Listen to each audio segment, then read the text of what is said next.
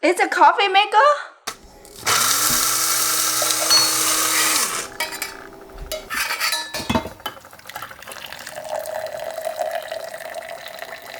This coffee mug has a temperature control.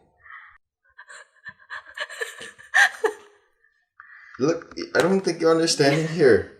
So check this out. This is a coffee mug warmer.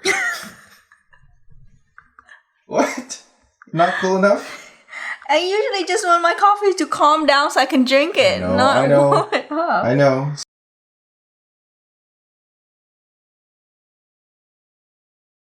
Two hours later. So far, I'm going to say that my first day experience with Ember hasn't been so great. I guess I kind of was expecting a little bit more. The premise of the mug is really simple. It's temperature control, and you have finite temperature adjustments all the way from 120 degrees up to 145 degrees, so you get it at the temperature that you like it, or you maintain it at the temperature that you like it. So it'll keep it up to about 2 hours, and that is running completely off of the battery. There are no special type of buttons. It's touch sensitive, so it's a touch sensitive control. It looks nice, that's for sure, and it does what it says it's going to do, right? But the reason why I'm disappointed with the end result is that the user interface is not as useful or easy to understand without reading the instructions, right?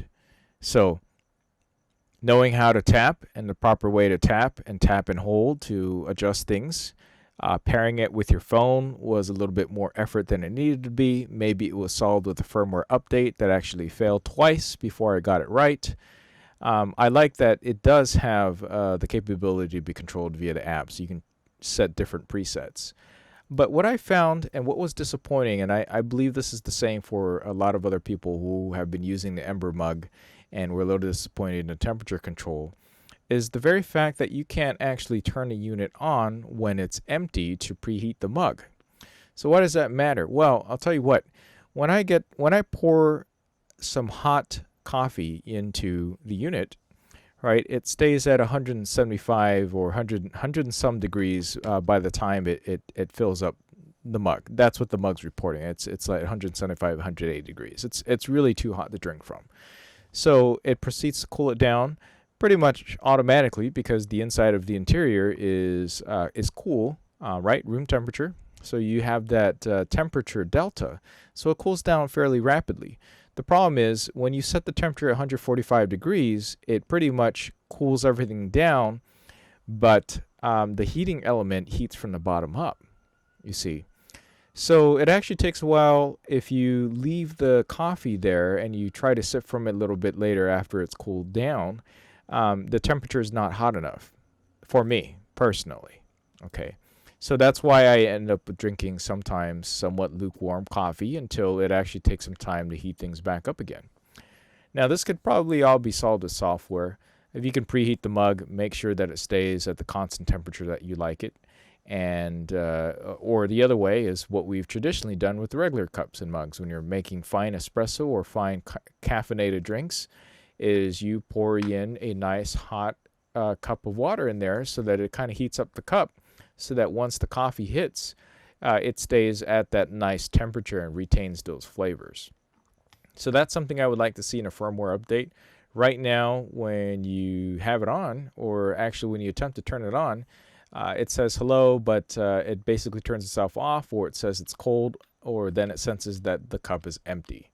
Okay, so once it sets the cup as empty, it shuts down, so thus you can't really preheat.